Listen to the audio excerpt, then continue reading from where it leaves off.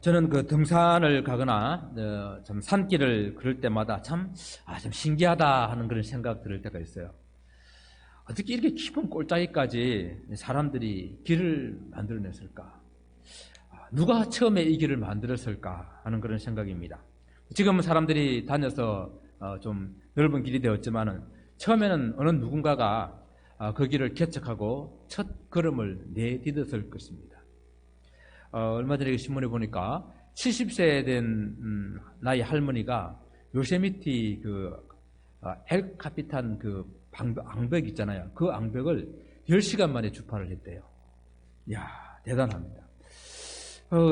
그런 시간 안에 그 앙벽을 올라갈 수 있는 것도 어느 누군가가 그곳에 한 발 한 발 오르면서 볼트를 박든지 아니면은 그 캠을 끼워가지고 그 올라갈 수 있는 그 길, 루트를 개척해 놓았기 때문에 가능한 것이 아니었을까 생각을 해봅니다. 어려운 암벽의 길이든 등산로든 아니면 우리가 다니는 일반 길이든 그 누군가가 처음에는 그 길을 개척했을 어려운 그런 개척을 했을 것이라는 생각을 해보면서 오늘 본문에서 우리 주님께서 아무도 가보지 않았고 또 아무도 갈 수 없는 그 새로운 길을 개척하고 있는 그 말씀을 보여주고 있는 것을 봅니다. 주님께서 제자들의 그 신앙 고백을 들으신 후에 제자들에게 말씀해 주시는 그 주님의 길이 있습니다. 그 주님의 길은 21절 시작을 보게 되게 되면은 이때로부터라는 단어로 시작해가지고 비로소라는 그 단어로 본문을 21절을 이렇게 맺게 됩니다. 이때로부터 비로소 제자들에게 이 주님의 그 길을 말씀하실 때가 되었다라는 그런 의미겠죠.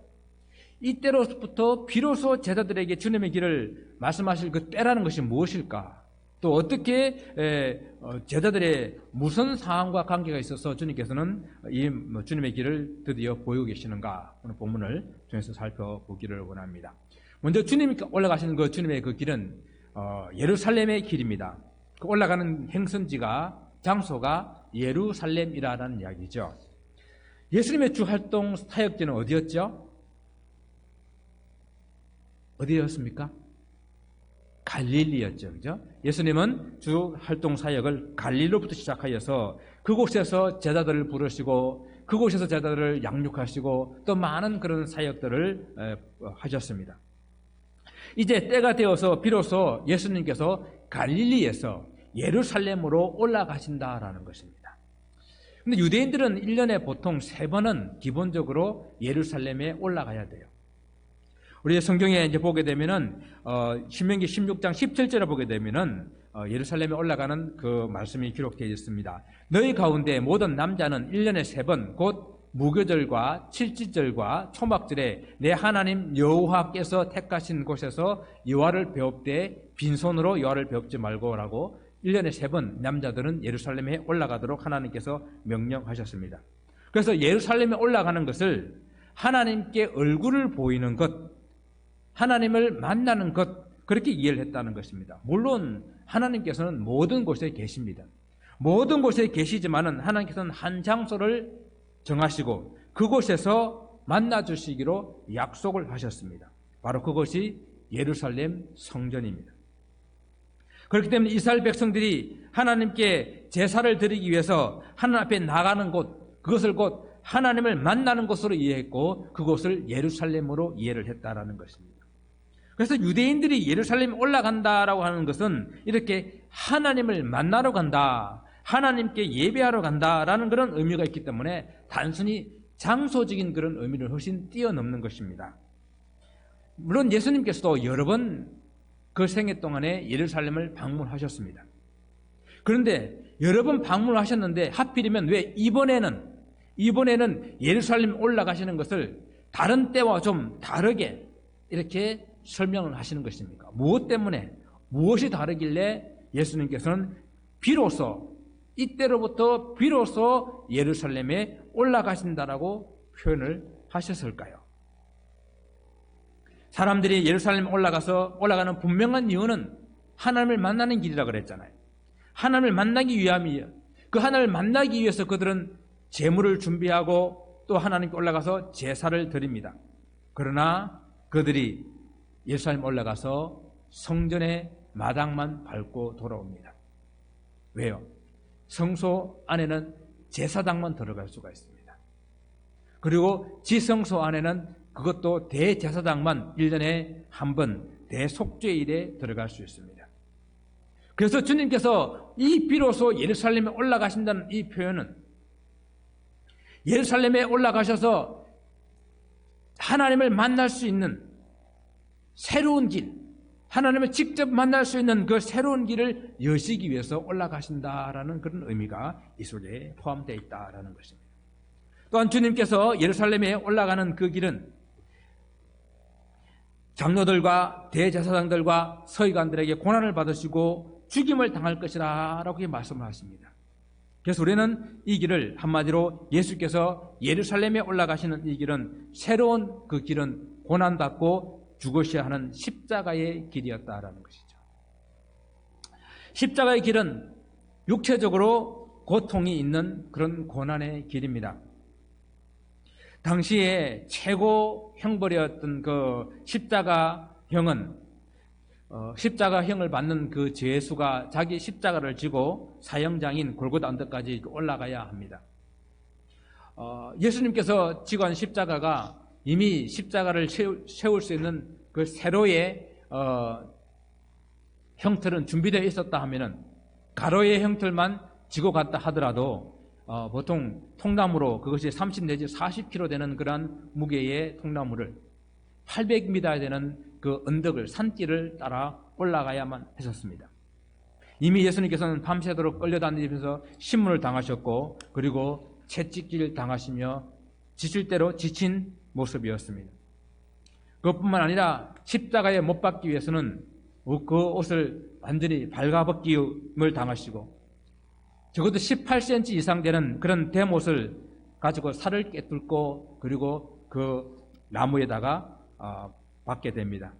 그리고 십자가를 세우게 되면 그 몸무게에서 몸이 축 늘어지게 되면 숨을 쉴 수가 없는데 숨을 쉬기 위해서 팔을 잡아 당기게 되면 다시 못 박힌 그 손이 찢어지는 그런 고통이 더해지는 그런 십자가 형벌입니다. 원래 십자가 형벌은요 빨리 죽음을 갖게 하는 것이 아니라 오랫동안 서서히 죽음으로써 사람들에게 교훈을 주기 위해서 고통과 모욕 속에서 이렇게 십자가 형을 당하게 하는 것입니다. 그렇게 그런 시간 동안에 또한 하늘에서 까마귀와 독수리가 날아와 살점과 눈을 이렇게 쪼아먹는 그런 고통의 형벌입니다. 이렇게 예수님께서는 십자가 위에서 6시간 고통을 당하시고 운명하셨습니다. 십자가는 이렇게 고난과 죽음의 길이라는 것이죠. 주님께서는 이번에 예루살렘에 올라가시면서 이렇게 주님의 대적자들에게 붙잡혀서 고난을 받고 죽임을 당하게 되실 줄을 아시면서 그 길을 올라갑니다. 여러분 모르고 당하는 것보다도 알고 내가 이 고통이 얼마나 또 이 고통이 무엇이 있을지 알며 그 길을 가는 것이 훨씬 더 고통스러운 것입니다. 주님께서 겟세마네 동산에서 기도하실 때에 이미 이런 고통을 아셨기 때문에 그가 그 십자가의 앞에서 십자가를 진 그 전날 앞에 고통하며 부르짖는 것을 우리는 볼 수 있지 않습니까? 그러나 이것이 이 땅에 있는 모든 인생들의 죄를 용서하고 구원받게 하시려는 그런 길이었기 때문에 주님께서는 기꺼이 그 길을 올라가신 십자가의 길, 바로 그것은 구원의 길이었습니다. 바로 이 십자가가 우리 모든 인생들의 죄를 해결하고 구원받게 하는 길이었기 때문입니다. 그러나 주님의 그 길은 죽음에서 끝이 나는 것이 아니었습니다. 우리가 21절 끝부분에 보게 되면은 제3일에 비로소 살아나야 할 것을 제자들에게 가르치시니라고 기록되어 있습니다. 이것은 예수님의 십자가의 그 길 끝의 목적지가 어디인지를 분명하게 말씀하고 있습니다. 우리가 때로는 가고자 하는 그런 목적지가 멀 때는 오늘 가고 또 내일 또 걷고 또 그 다음날 걷다 보게 되게 되면 언젠가는 그 최종 목적지, 종착지에 이르게 되죠. 주님께서도 이 주님의 그 죽음의 권세를 이기시고 부활하심으로 주님께서 최종적으로 가고자 했던 그 길은 바로 영원한 생명의 길, 바로 그 생명을 여는 길이었습니다. 그래서 예수님께서는 말씀하십니다. 이르시되 나는 부활이요 생명이니 나를 믿는 자는 죽어도 살겠고 무릇 살아서 믿는 자는 나를 믿는 자는 영원히 죽지 아니하리라 라고 말씀하셨습니다. 주님의 부활을 믿는 모든 성도들에게 사망 권세를 이기고 영원한 생명을 누릴 수 있는 바로 최종 목적지 그 생명의 길을 열시기 위해서 주님은 부활의 길을 여신 것입니다. 이것이 주님께서 우리에게 허락하신 주님의 길입니다. 예수께서 영원한 생명을 얻는 하늘의 길을 여시기 위해서 바로 고난의 길인 그 예루살렘에 올라가시고 이 예수님의 길을 따라가는 사람들을 우리는 누구라고 부르느냐? 제자라고 부르는 것입니다. 예수님의 제자는 예수님의 길을 따라가는 사람들이잖아요. 오늘 본문의 말씀이 베드로가 신앙 고백하고 난 이후에 오늘 이 본문이 주어졌다는 것은 상당히 중요한 그런 의미가 있어요. 제자들이 예수님을 따라갈 수 있는 가장 기본적인 조건이 무엇인가? 그것은 예수님을 나의 주님으로, 그리고 예수님을 나의 그리스도로, 그리고 예수님을 살아계신 하나님의 아들로 고백하는 그 믿음이 있을 때에 비로소 이 제자들은 그 예수님의 길을 따라갈 수 있는 준비가 된 그런 모습이라는 그런 의미로 우리가 생각해 볼 수 있겠습니다. 그렇다고 한다면 다른 성도는 우리는 어떻습니까? 주님의 길을 지금 현재 이해하고 있습니까? 아니면 주님의 길을 따라갈 준비가 되었습니까? 주님의 제자가 되는 길, 주님의 제자로 살아가는 길, 성경에서 많은 것을 이야기하고 있지만 오늘 우리는 본문을 통해서 두 가지만 생각해 보기를 원합니다. 그것은 첫째, 자기를 부인하라라고 말씀하십니다. 주님을 따르는 길은 먼저 자기를 부인하는 길이라 말씀하시는 거예요. 여러분, 자기를 부인한다라는 것이 무슨 뜻일까요? 자기를 부인한다 그러니까 자기의 부정적인 그런 생각과 자기를 비하하고 자기 자존감도 없이 살아가는 어떤 그런 것을 말하는 것은 아닙니다. 자기를 부인하라는 이 말씀은 오늘 주님께서 십자가의 길을 말씀하시고 난 이후에 베드로가 주님께 강하게 항변하는 말을 합니다. 그리고 난 다음에 주님께서 그 일을 꾸짖는 말씀을 하시는데 그 배경을 가지고 오늘 주님께서 하신 이 말씀, 자기를 부인해라 하는 이 말씀을 우리는 이해해 보아야 할 것입니다. 오늘 22절 말씀에 주님께서 주님의 십자가의 길을 말씀하고 나니까 베드로가 예수님을 붙들고 항변하여 이르되 주여 그리 마옵소서, 이 일이 결코 주께 미치지 아니하리이다. 항변했다는 것은 그냥 말린 것이 아니라 강하게, 아주 강하게 주님을 말리는 그런 모습을 말하는 것입니다. 강한 이 항변 끝에 주님께서 베드로를 아주 심하게 꾸짖으면서 말씀하시죠. 뭐라고 말씀하십니까? 사단아, 내 뒤로 물러가라. 너는 나를 넘어지게 하는 자로다.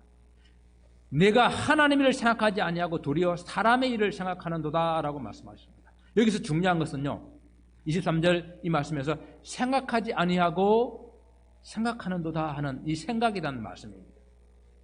즉 자기를 부인하지 못한 모습은 하나님의 일을 생각하지 아니하고 사람의 일을 생각하는 모습, 그런 삶, 그런 생각, 이것을 말하는 거예요. 그래서 역으로 이것을 말한다고 한다면 자기를 부인한다고 하는 것은 무엇이냐?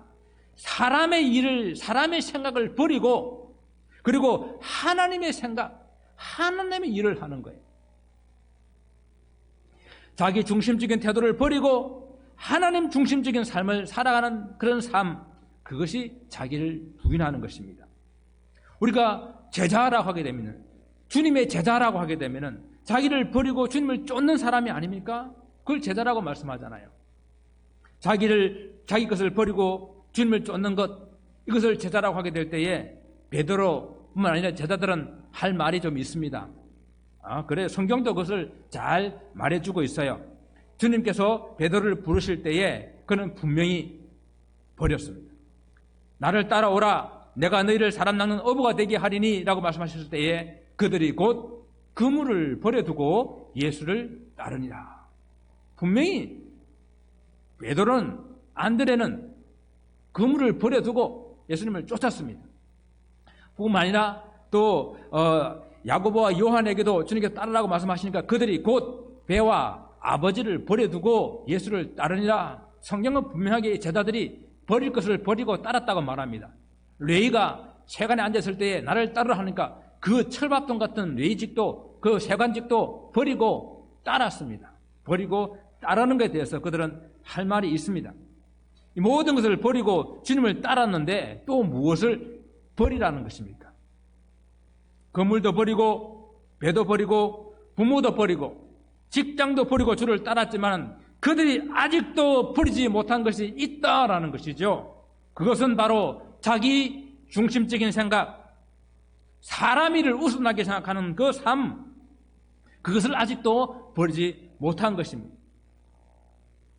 눈으로 보이는 것, 겉으로 보이는 것은 버린 것 같은데 여전히 아직도 그 중심에는 사람의 생각이 자리를 잡고 있다라는 것입니다. 그래서 버리고 주를 따른다고 주님의 제자라고 라는 그런 삶을 살아가고 있지만은 그 따르는 삶 가운데도 여전히 자기 중심적인 생각, 사람의 생각이 자리 잡고 있는 것이죠. 제자들 대표하는 그런 베드로의 이야기를 한번 들어볼까요? 우리가 모든 것을 버리고 주님을 따라 싸운데 그런즉 우리가 무엇을 얻으리까? 다 버리고 따랐는데 겉으로 보이는 것을 다 버린 것 같은데 또 무엇을 바라고 있는 모습, 이것이 바로 제자들의 모습이었다는 것입니다. 모든 것을 버리고 주를 따랐는데 무엇을 얻을까 생각하는 그런 모습, 누가 더 높은 자리에 앉을까 생각하는 모습. 자, 우리가 주님을 따르는 제자들이라는 삶을 살아가고 있는데 교회 안에서 여러 가지 우리가 열심히 또한 일을 하기도 하는데 사역을 하기도 하는데 아직도 그런 사역 가운데에 나를 버리지 못하고 내 생각대로 내 고집대로 하고 있는 그런 모습들이 있는지 우리는 생각을 해봐야 됩니다. 저도 한 9년 이제 목회를 하면서 많은 것을 내려놓고 많은 것을 버렸다라고 생각하는데 그래도 아직도 마음속에 버리지 못한 것들 때문에 때로는 새벽마다 울고 괴로워합니다. 혹 내가 버리지 못한 것 때문에 교회가 봉하지 않는 것은 아닐까? 내가 인간적인 생각으로 욕심을 가지고 있는 것 때문에 주의 성도들이 복을 받지 못하는 건 아닐까? 그런 생각을 할 때가 있습니다. 오늘 우리 이 사회는 지극히 이 개인주의적인 생각을 넘어서 자기 중심적인 그런 사회로 변해가고 있습니다. 자기 사랑이 종교가 되어버린 그런 세상이라는 이야기입니다. 폴 비처라는 기독교 심리학자는 오늘 우리 시대의 가장 무서운 종교, 가장 무서운 이단은 자기 숭배라는 종교다라고 이야기를 했습니다. 자기 숭배, 자기를 지나치게 사랑하는 것, 자기만을 생각하는 것. 그래서 사도 바울이 디모데후서 3장 거기서 말세에 일어날 20가지의 그런 10가지 징조들을 말씀하면서 제일 먼저 말씀하는 것이 바로 뭔가 하면은 내가 이것들을 알라. 말세에 고통하는 때가 이르니 사람들은 자기를 사랑하며 말세의 징조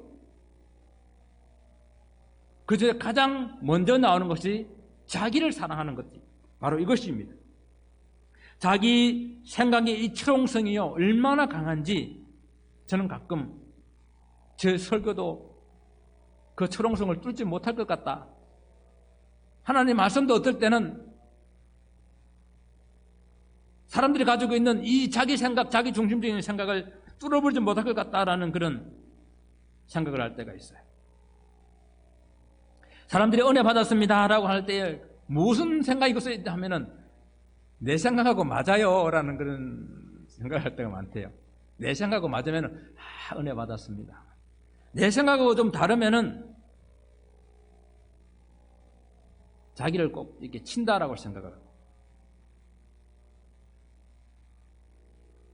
하나님의 말씀을 읽고 이렇게 보낼 때도 그 말씀을 자꾸만 자기 중심적으로만 해석하는 겁니다. 사람들과 이걸 관계에서도 모든 것을 자기 중심적으로 생각하기 때문에 자기에게는 한없이 넓고 관대한 잣대를 들이댑니다. 그러나 다른 사람에게는 너무도 좁고 엄격한 그런 잣대를 가지고 판단하는 것이죠. 예수님의 제자가 되어서 예수님을 따르기 위해서는 자기를 부인하는 것, 철저하게 자기 중심적인 이 사고를 버리고 돌아서서 예수님 중심의 삶을 사는 것, 예수님 중심의 생각을 하는 것, 하나님의 일을 생각하는 것, 이것이 바로 나의 자기를 이렇게 버리는, 자기를 부인하는 그런 모습이다. 오늘 성경은 말씀해 주고 있습니다. 자, 성도 여러분, 철옹성 같은 우리 마음의 옷을 좀, 빗장을 좀 열어서 서로에게도, 하나님에게도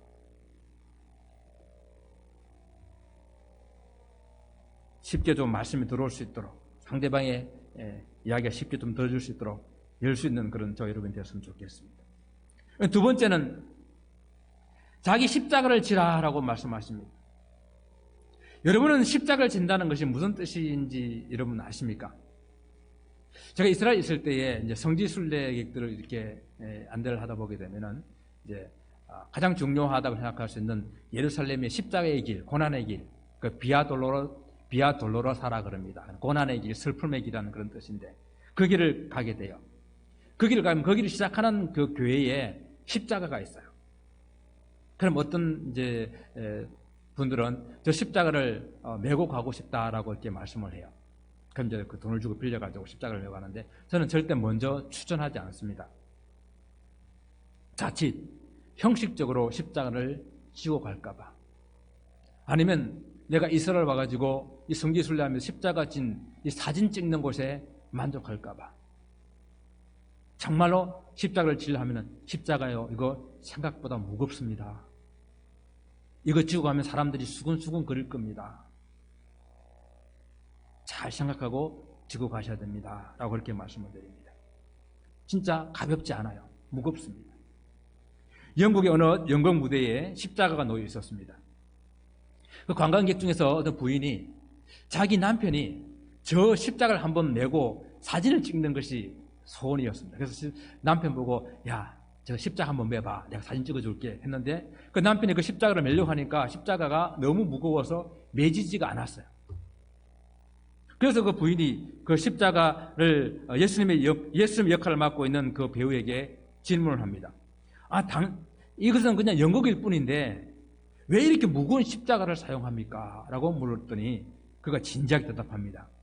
만일 내가 십자가의 무게를 전혀 느끼지 않고 흉내만 낸다면 나는 예수님의 역할을 제대로 할 수가 없을 것입니다.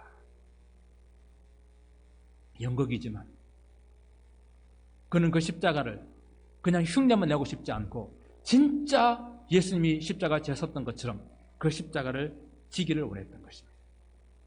우리는 이미 주님께서 지신 주님의 십자가의 길을 살펴보았습니다. 우리가 주님의 제자라고 한다면 흉내만 내는 것이 아니라 진짜 주님처럼 십자가를 지고 따라가야 하지 않겠습니까? 주님께서는 우리에게 내 십자가를 지라는 것이 아니라 각자 자기의 십자가를 지고 따라라고 이렇게 말씀하셨습니다.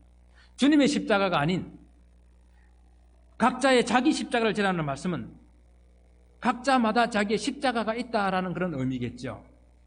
그러니까 어떤 분들은 내 남편이 내 십자가예요, 그렇게 말씀하시고, 또 어떤 분들은 내 아내가 내 십자가입니다 하고 가슴을 치는 분들이 더 있어요. 어떤 분은 지독하게 말 안 듣는 자식을 보고 저게 내 십자가라고. 예, 물론 이런 것들도 십자가가 될 수가 있겠죠. 그러나 우리가 이 삶에서 재료에 찾아오는 여러 가지 고난, 고통, 죽음, 또 저주, 이런 것에 대한 십자가는 우리 주님께서 이미 다 지셨어요. 우리 주님께서 이미 다 십자가로 해결하셨습니다. 그래서 초대기의 성도들은 주님께서 자기 십자가를 지고 주님을 따르라 그랬을 때에 그 십자가는 정말 이런 죽음이나 고난이나 고통이나 핍박이나 이런 것을 상징하는 그런 십자가였죠. 그것을 기꺼이 그들은 졌습니다. 그런 상황에서 오늘 본문의 말씀처럼 제 목숨을 구원하고자 하는 사람은 이럴 것이요, 누구든지 나를 위하여 목숨을 잃으면 찾으려 하는 말씀이 그들 삶 가운데에서 정말 전율하도록 느껴질 수 있는, 경험해질 수 있는 그런 십자가의 삶이었습니다. 그러나 지금 현재 우리가 살고 있는 이곳은 그런 죽음을 각오해야 될 유대교의 위협도 없고, 예수 안 믿으면 짐승의 밥이 되는 그런 로마 황제의 칙령도 없고, 목숨을 걸어야 하는 그런 선교의 현장도 아닙니다. 그렇다면 오늘 우리는 어떻게 각자 자기의 주어진 십자가를 지고 진정한 주님의 제자의 삶을 살아갈 수가 있겠습니까? 오늘 사도 바울의 고백처럼 우리 자신의 정과 욕심을 십자가에 못 박는, 죄에 대해서 내가 날마다 나를 십자가에 못 박는 그런 삶이 바로 필요한 것입니다. 그리스도와 예수의 사람들은 육체와 함께 그 정과 욕심을 십자가에 못 박았다라고 이미 선언하고 있는 이 말씀을 기억할 수 있기를 바랍니다. 그리고 또 로마서 6장 11절에 보게 되면 이와 같이 너희도 너희 자신을 죄에 대해서 죽은 자로, 하나님 대해서는 살한 자로 여기라고 말씀을 하고 있습니다. 여러분, 죄에 대해서 죽은 자이기 때문에 죄의 유혹이 찾아오고 죄의 기회가 찾아오면 어떻게 행동해야 된다고요? 죽은 사람처럼 아무런 반응을 하지 않는 것입니다. 그래서 사도 바울은 말하잖아요. 나는 날마다 죽는다. 나는 날마다 죽노라. 바로 자기 자신을 죄와 정욕에 대해서 날마다 십자가의 그 정욕의 죄를 못 박는 그런 모습으로 나를 죽이는 그런 모습이 바로 자기를 철저하게 부인하는 것이요, 또 그것이 곧 자기 십자가를 지는 그런 삶이라는 것입니다. 또한 자기 십자가는 주님께서 이미 그 의미를 바꾸어 놓은 그 십자가를 말합니다. 주님께서는 죄로 인해 고난과 고통과 저주 그리고 죽음의 그 십자가를 화평과 사랑과 그리고 생명의 십자가로 바꾸어 놓으셨습니다. 우리는 자기 십자가를 지고 주님을 따라간다는 이 말을 하게 될 때에 주님께서 이미 이뤄 놓으신 이 화평과 그리고 사랑과 생명의 구원을 위한 그런 삶을 날마다 살아가는 것, 그것이 우리가 자기 십자가를 지고 가는 것입니다. 십자가는 더 이상 저주나 죽음을 상징하지 않습니다. 십자가는 화평이요 사랑이요 영원한 생명을 얻는 구원을 상징하는 십자가입니다. 우리가 원수같이 여기는 그 사람이 있다 하더라도 그 어떤 사람을 위해서 십자가를 진다라고 하는 것은 그를 끝없이 용서하는 것이요, 그를 끝없이 사랑하는 것이요, 그리고 그 영혼의 생명을 위해서 구원의 복음을 끝없이 전하는 것입니다. 이것이 우리의 십자가를 지는 삶의 모습입니다. 그런데 있잖아요. 이것이 내 의지로, 내 힘으로 남보다 조금 더 낫다고 하는 알량한 그런 나의 도덕의식으로 되는 것이 아니거든요. 우리에게 잘못하고 때로는 우리를 괴롭히고 우리에게 상처를 주는 사람들에게 어떤 조건이 주어지고 어떤 이유가, 합리적인 이유가 되어도 용서해 주기가 힘든데 무조건 용서해라, 무조건 사랑해라, 정말 때가 되든지 안 되든지 어떻게 하든지 그 영혼을 불쌍히 여기며 생명의 복음을 전해라.